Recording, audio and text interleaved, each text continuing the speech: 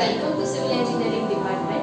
I am Shikha Shah, lecturer in Civil Engineering Department, LJ Polytechnic. In this video, we will discuss the subject design of steel structure and the topic name is column bases. These are the contents of this video: column bases, slab base, gusseted base and steps for design. First of all, what is column base? Column base are the base plates and important joints which not only take care of forces but other aspects such as alignment of column in plan, verticality of columns, control deflections of columns and beams. Base plates are used for transmitting the load from columns to its foundations. They assist reducing the intensity of loading and distributing it over the foundations. We have to select the area of base plate such that the intensity of load distributed is less than the bearing capacity of concrete on which it rests. Mainly two types of column bases are used as base, slab base and gusseted base.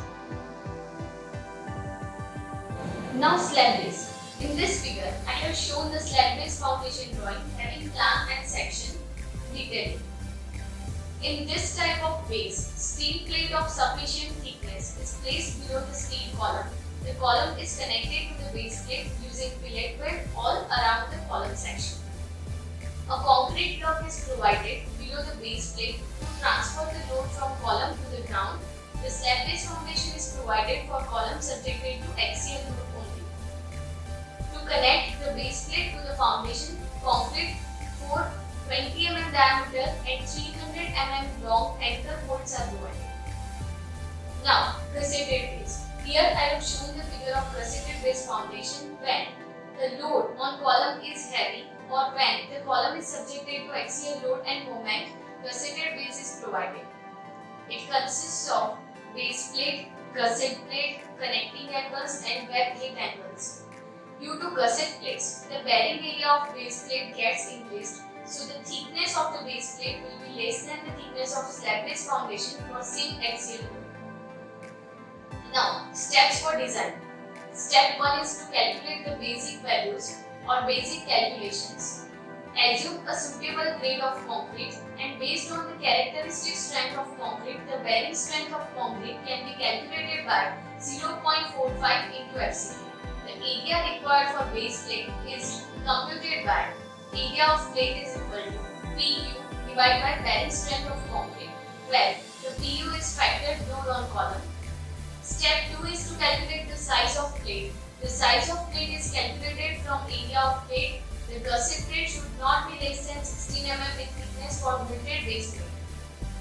The dimension of base plate parallel to the web can be calculated as: for bolted plate, L is equal to depth of section plus 2 into thickness of gusset plate plus leg length of angle and overhanging portion.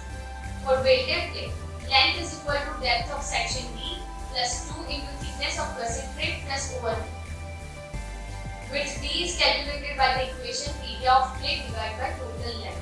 Step 3 is to calculate intensity of bearing pressure. Bearing pressure W is equal to P divided by A1, where A1 is the area of base plate provided, B into L. Step 4. Step 4 is to calculate the thickness. The thickness of base plate is computed by equating the moment at critical section to the moment of resistance of the gusset plate at the section. T is equal to C1 into square root of 2.7 into W divided by Fy, where C1 is the portion of the base plate acting as a cantilever beam in mm. Fy is the yield strength of steel in Newton per mm square. W is the intensity of pressure calculated in step number 3.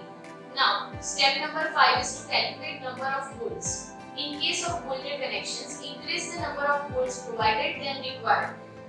For example, if we have found the value 14.5, then we have to provide the 15 bolts for connection. So, in this video, we have studied the basic introduction of column bases and the steps for design of it. For checking your understanding about this topic, here I am giving you some MCQ questions to evaluate yourself. The link is given in the description box. Thank you.